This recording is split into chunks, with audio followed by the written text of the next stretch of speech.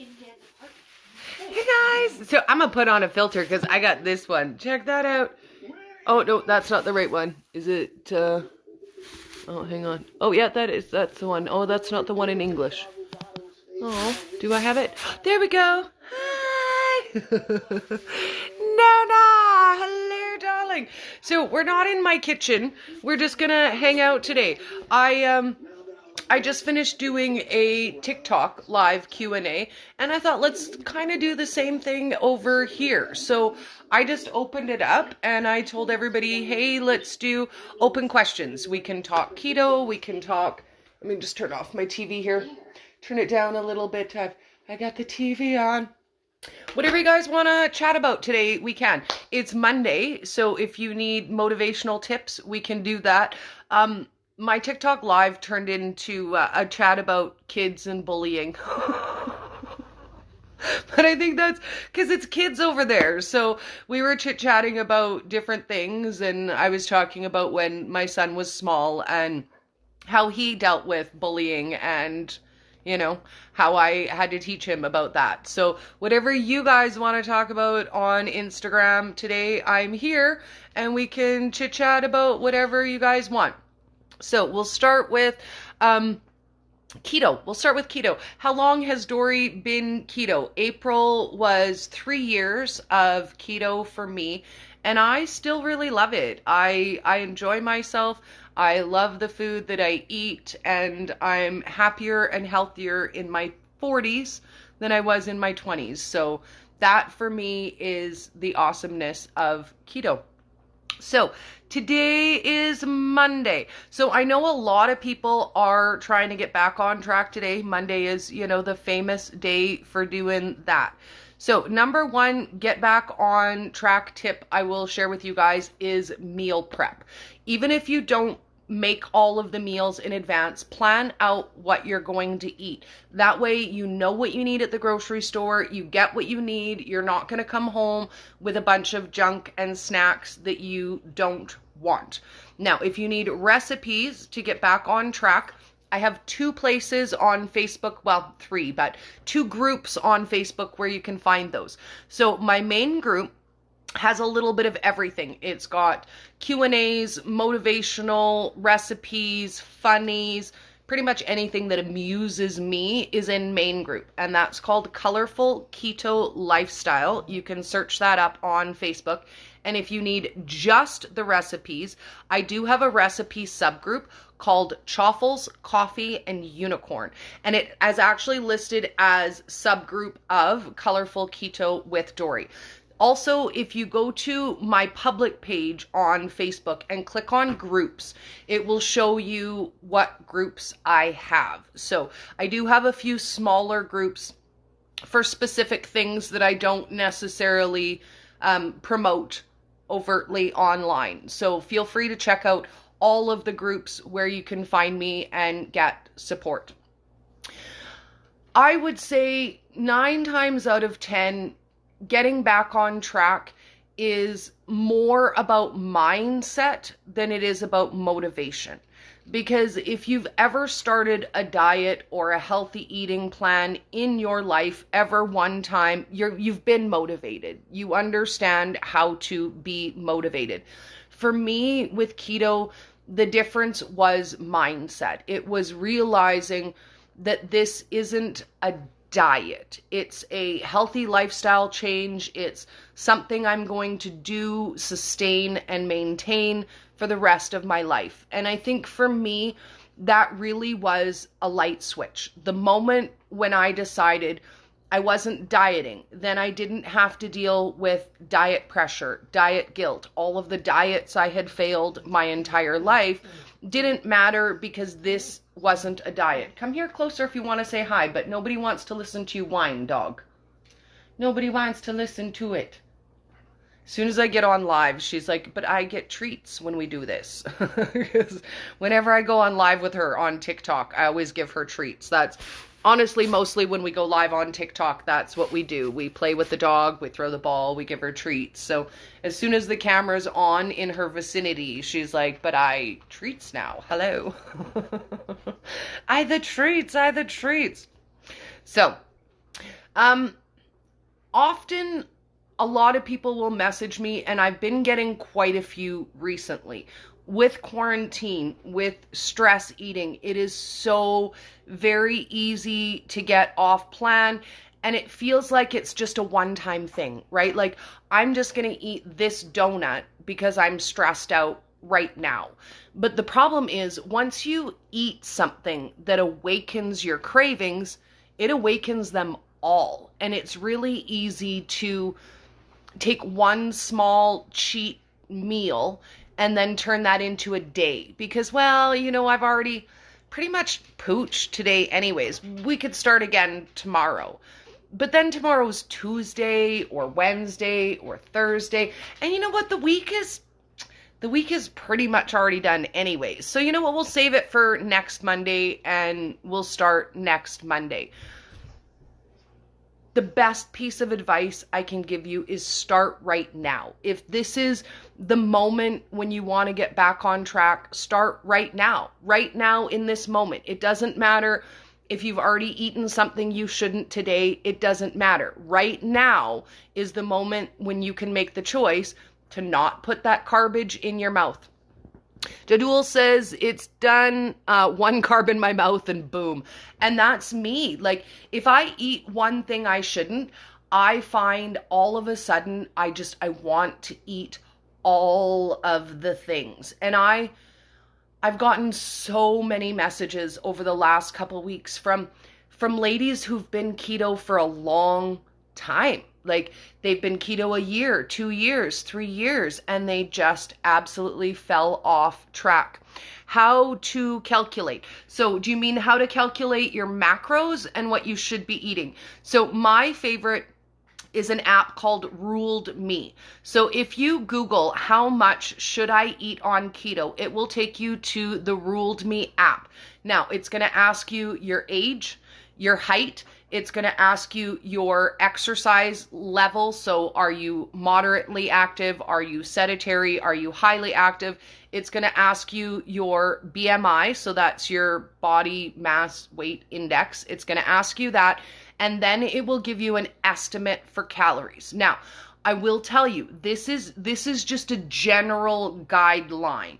So if you're like me and you've had bariatric surgery or you have any other medical condition that requires you to eat more or less, these are just a general guideline. Now, it is also important to redo your macros every time you lose weight. So if you set your macros at 250 and you start losing weight, when you hit 245, you should be readjusting your macros. Put in your new weight, put in your new BMI if you've become more active, and then it will adjust that for you and give you a general idea of what you should eat.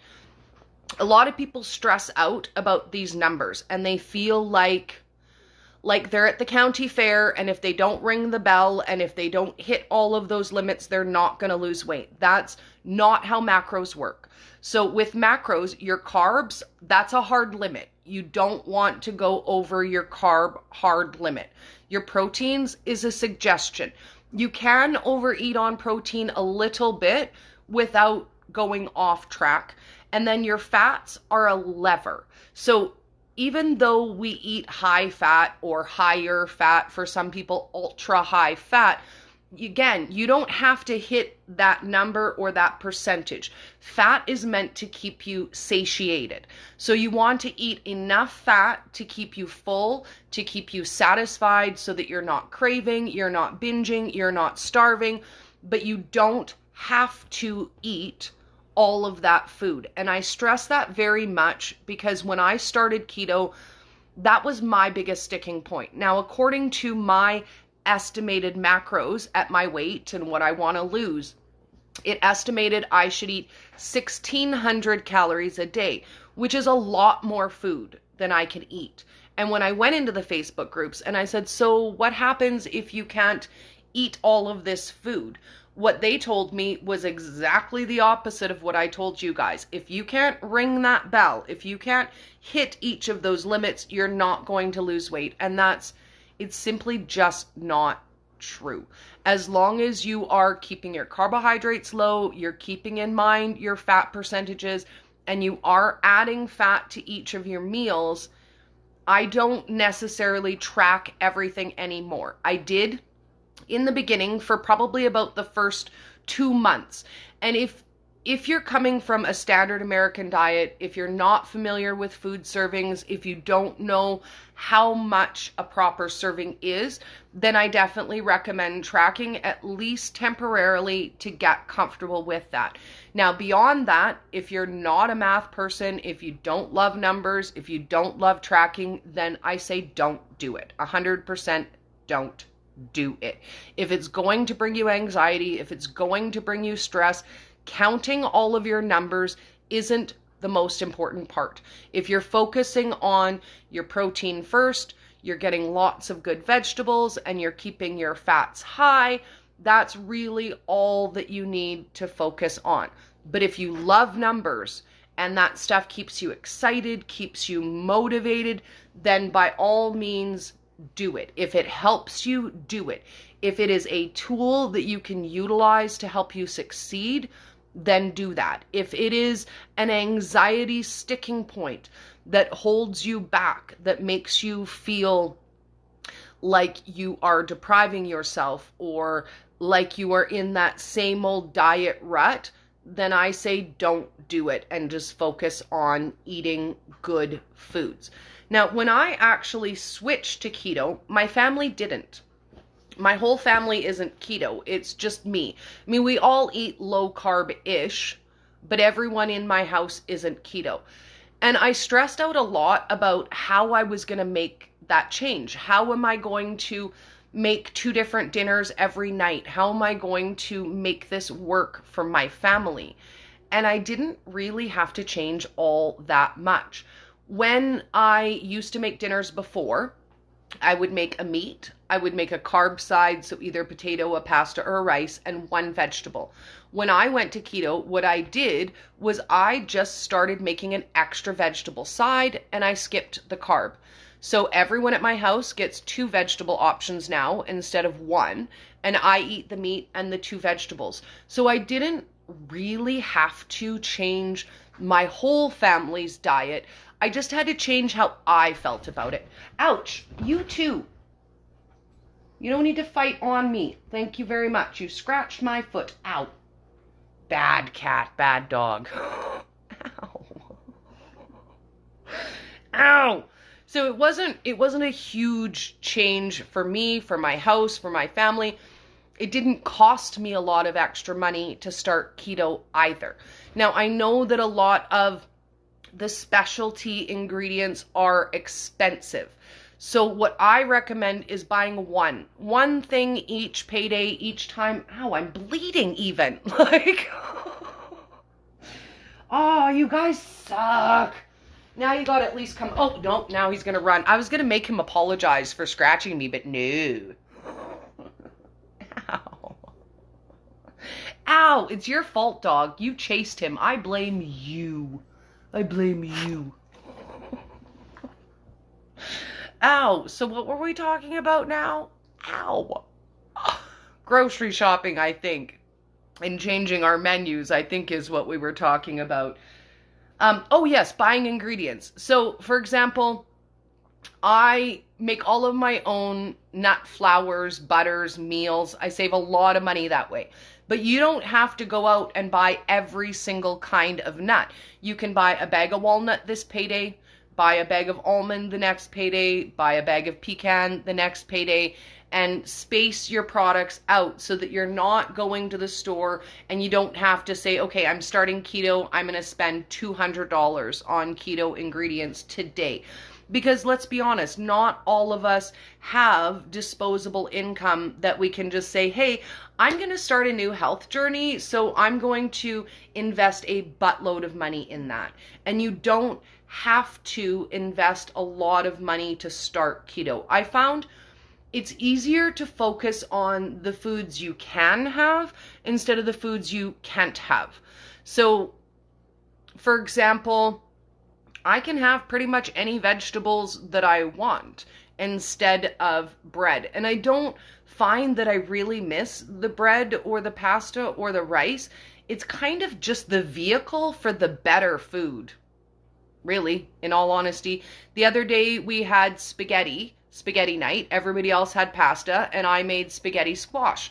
So for them, they got the option of being able to add an extra vegetable to spaghetti night, and I just had the spaghetti squash with my sauce and some Parmesan cheese, and it was so good. Like, oh my God, so good. So yummy. No, nobody wants to listen to you whine.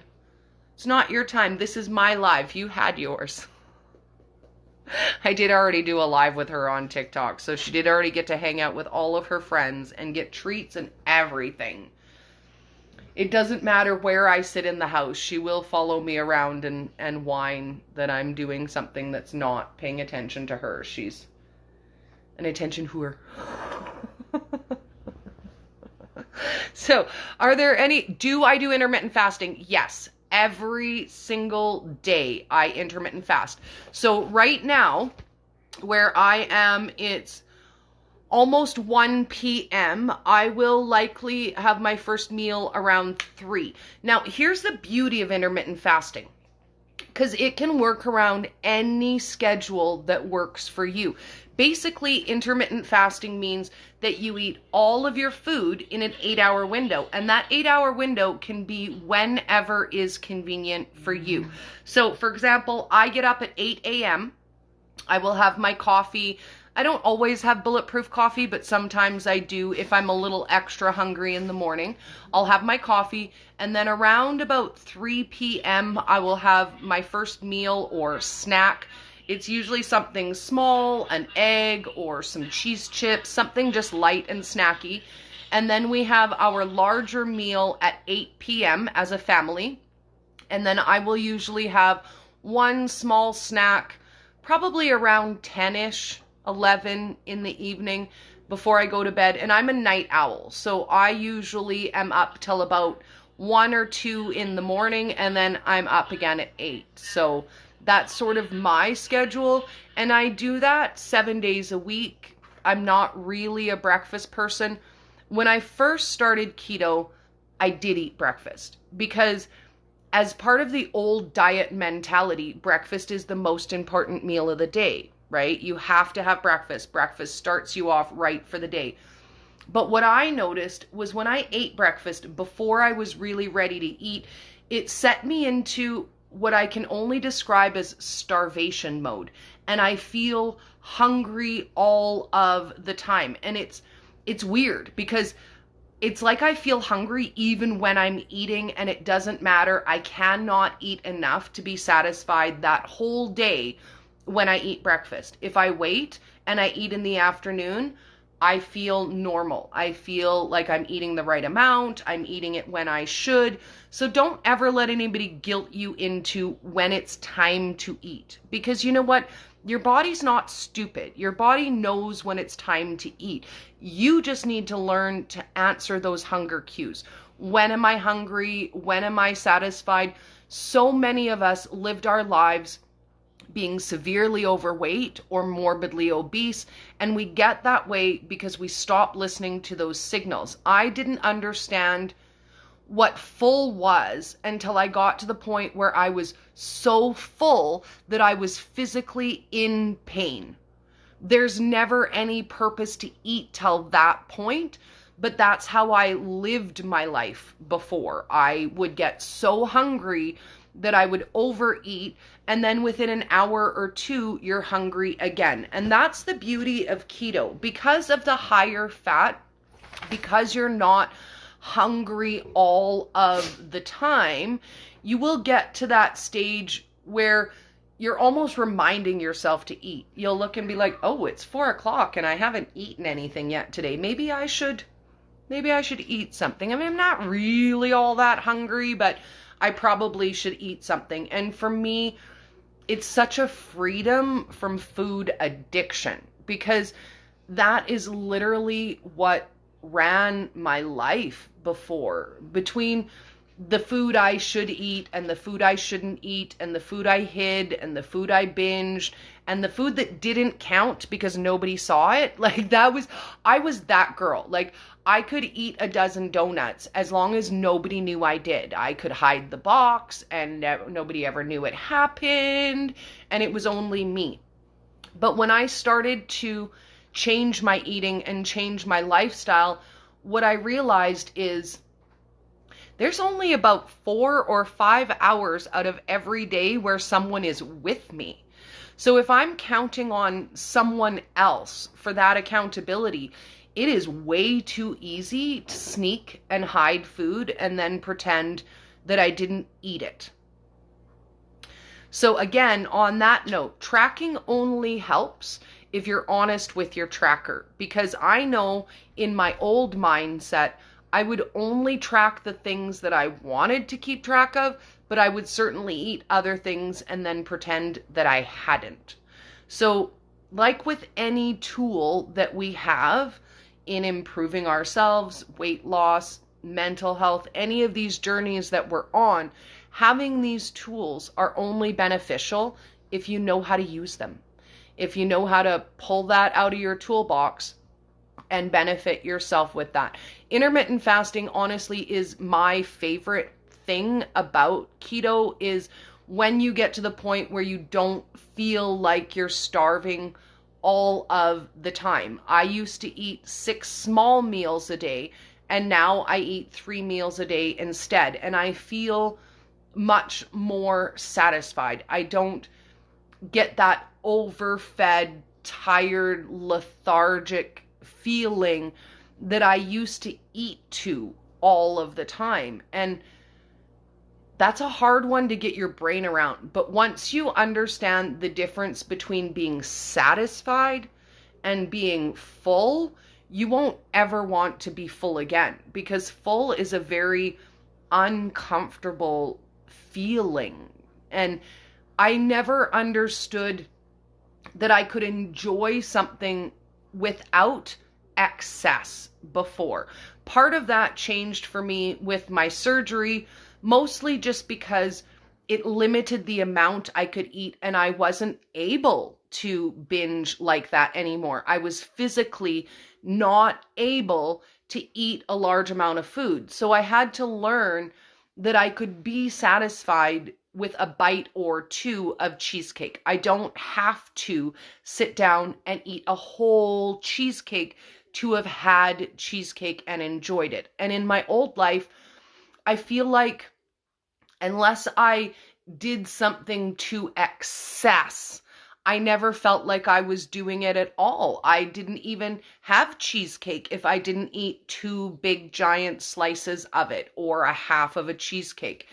And that is something that I've worked really, really hard on over the last 9 years, to come to terms with the fact that you don't have to eat all of something to enjoy that you had it. And I'm very thankful for my surgery and the forced portioning that it gave me, because I think that even with all of the tools that I have in my toolbox now, without being forced to limit the amount that I could eat, that would have taken me a lot longer to learn. So I'm very grateful and thankful for that in my life. And a lot of people ask me, Dory, now that you know about keto, would you still go back in time and have your surgery? And the answer is yes, I would. It saved me in a time when nothing else was available for me. Keto wasn't a thing 9 years ago. I would not have stumbled upon this way of life. And if I'd not had surgery when I did, I probably wouldn't be here to talk with you guys at all. I was in a very bad state in my life. And I look at shows now like My 600-Pound Life, and it's really easy to reflect on myself and say, well, I wasn't that bad off. I mean, I was never 600 pounds. But the truth is, at 290 pounds, I was already starting to have mobility issues. I was having a hard time moving around. I couldn't go up and down stairs. I was suffering in a lot of ways that wouldn't have changed for me. So, oh, yay, you had bypass too. That's awesome. So I had gastric sleeve placation, which is a little different than a bypass. If you know a fair amount about gastric surgeries, there's a whole bunch of different kinds, and each of them are slightly different. But ideally, they all do the same thing. They all limit the amount of food that you can take in and you can consume. You totally need to check out my doctor, Dr. Sereno. We do lives together, and he is my bariatric doctor. So once a month, we didn't do one last month because of the whole quarantine thing, but I will get in touch with his staff and see if we can get together to do a live this month. But we talk about weight loss surgery. We talk about skin removal. We've talked about getting our lifties done because I got some, girl, you don't lose 130 pounds and not have like some loosey-goosey skin here and there and everywhere. Just let me tell you that. So if you check out my YouTube channel, if you put in Colorful Keto with Dory, Dr. Jorge Sereno, or if you put in Baja Med, it will come up. And we've done a whole bunch of lives. We started doing them together in October of 2018, I think. So it's been a heck of a long time now. It took me a long time to convince him. He's really shy. He's so sweet. I will tell you, bring a drool towel. I'm not kidding. You need that. Like, any of my ladies who watch him, they're like, you are not lying about the drool towel, Dory. He is handsome.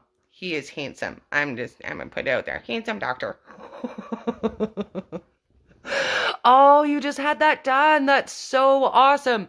Yeah, I've maintained my weight long enough that I could get oh, dude, so much. I'm going to tell you guys a funny story, and I never tell anybody this story, but I sent my girlfriend to him to have her implants done. And after her surgery, he laughed with her and he said, when you were coming out of anesthetic, you kept calling me your fuzzy teddy bear and saying, we're going to drink mad ass mojitos. And she laughed and laughed and she said, oh my God, what did Dory say? And she said, girl, he turned more shades of red than I have ever seen anyone turn red. And he said, I didn't even tell Dory what she said when she came out of anesthetic. I certainly can't tell you. And I'm just going to say this. He is literally one of the most handsome men I've seen in public. I'm pretty sure that I offered to bear him children in some sort of acrobatic manner. Like, I'm pretty sure. I never asked because I don't want to know, and I would love to be able to look the man in the face. But I know me, and I'm pretty sure that's what I said.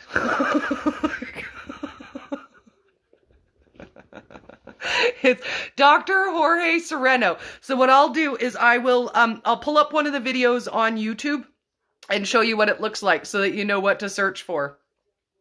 But yeah, he is, and it's spelt like George with an E, Jorge. Okay, so this is Dr. Serrano. Oh, also they do fertility treatments there as well. So we've also done videos about fertility treatments, like, hello, handsome, I'm just saying. Like, I'm just saying. So if you just put in Colorful Keto with Dory and then put in Dr. Jorge at the top, what it will do is it will search out all of the videos that we've done together. So it'll pull you up the whole playlist of videos and you can see which ones of those interest you. I would recommend starting with the introduction video, and there we talk about how I met Dr. Sereno when I went to have my surgery. And I'll tell you what, it was a tale. It was a thing. There were a few bumps along the road, but everything worked out so absolutely amazing. When I went to go see him, we were the first patients referred from a new referral agency, And the lady who referred us, her job was basically to kind of be on the ground for us so that if anything came up, she could be in contact. And unfortunately, she shortly after she helped us stop doing this because of her own personal life. She had too much going on. And when we were in the air and we missed our connecting flight, she dropped the ball on us, like big time, dropped the ball on us. We were supposed to have a driver pick us up at the airport. We had no way to get a hold of the clinic and let them know we weren't going to be there. And she did not contact the hospital at all, the clinic at all. So we were now in San Diego and we were like, okay, well, I don't really know what to do. So we decided that we would look for the closest Best Western hotel to the border and we would stay there. So we go to the hotel and they have like the open desk area where it's just, they slide open the window and you go talk to them. And I say to the guy, we need to have a room. And he said, oh, well, we don't have any rooms. And I said, stop, dog. I said, you know what? I'm Canadian and it's not that cold. So either you find us a room or we'll just go lay down on that patch of grass over there and see you in the morning. And he goes to double check his computer and sure enough, he does have a room. Oh, go figure. He's got a room for us. And he said, well, it's only got one bed, but we don't care. We'll share a bed. We don't mind. My girlfriend gives him her card to start booking the room. And he says, oh, we got a message here for you from a doctor. And I was like, you got a message from a doctor? What the heck is that? Can you call him back? So she called him back, and sure enough, it was Dr. Sereno. Now, at this time, it was 1 o'clock in the morning. I just want to point out that it was 1 o'clock in the morning by the time we arrived at the hotel. And he called him back, and I said, how did you know where we were? And he said, well, I didn't know where you were. I had no idea how to get a hold of you, but I did know that you had all of your hotels booked at the Best Western. So what I did was I left a message at every single Best Western and hoped that you would get one somewhere. Now that is dedication. I will tell you what, because he didn't have to be concerned at all about the fact that we hadn't arrived. Like, oh, well, you already paid for your surgery, so you're coming to have it or you're not. Oh, well. But I was so absolutely impressed. And you know what? We didn't miss any time. He had a driver pick us up first thing in the morning. We went to get our blood tests done, and we still had our surgeries that day. So there's some good stories in there. There's some good funnies in there. My reaction to the anesthetic, spoiler alert, I threw up so bad, I thought I might die. It was a good time. I always have a good humor about these things, you know, whatever doesn't kill you, whatnot. But start with that one, because that's a really good one. But we have talked about different kinds of surgeries, your effects afterwards, and they do absolutely everything there from hip replacement to breast augmentation to non-surgical pain repair. They do all kinds of stuff there. Fertility.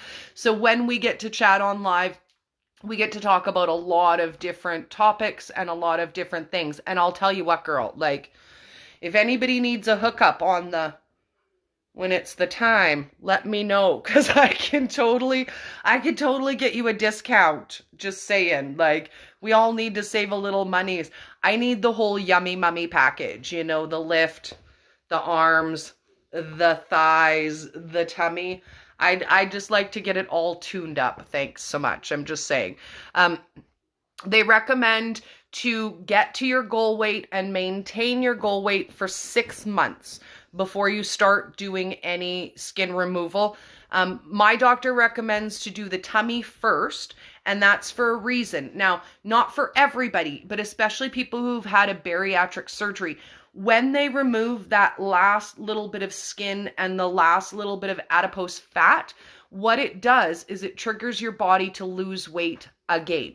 So he said to me, Dory, if you get your boobs lifted first and then do your tummy tuck, you're going to lose a little bit more weight and you're going to be a little bit saggy. So it is a process. It's not something that you can do all at once. My first procedure will be my tummy tuck, and that takes about 6 months to heal from. And I plan to do that, honestly, when I can afford to save the money for it. That's the bottom line. I've been in maintenance for about a year now, so I definitely would qualify to have the skin removal surgery as soon as I can afford it. So wish me luck. Dory's got to save monies, and I just keep spending it going to conventions.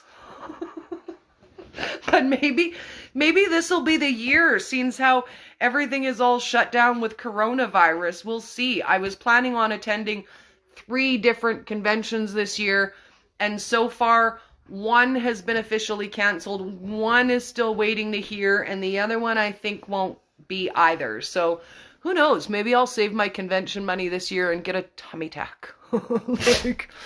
And you know what? It's not about being superficial. Like, it really isn't. When you've lost that much weight, it's honestly about physical comfort. It's difficult to walk upstairs when your stomach is touching your legs. It's uncomfortable to sit. You get heat rashes. So it's really not just about wanting to have a bikini body.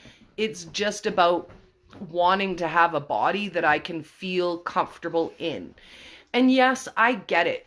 Clothes cover up a lot. You can hide a lot with clothes, but at the end of the day, this is my body and I have to love it and I have to be comfortable in it. And it might sound shallow, but you know what? I didn't lose 130 pounds to still hate my body. So if anybody plastic surgery shames you and tells you that you're being shallow, you tell them I said, shut up. Because at the end of the day, this is about you and loving who you are and being happy with your body.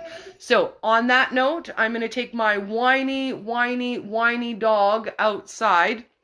And I hope you guys have an amazing day.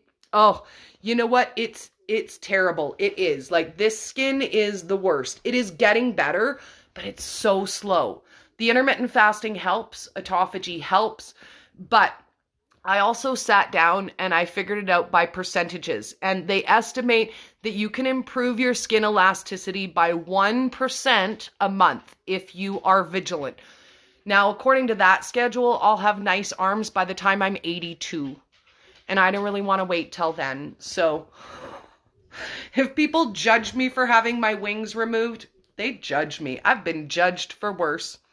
Have an awesome day, guys, and enjoy your Monday. And remember, today, right now, is the best moment to get back on track.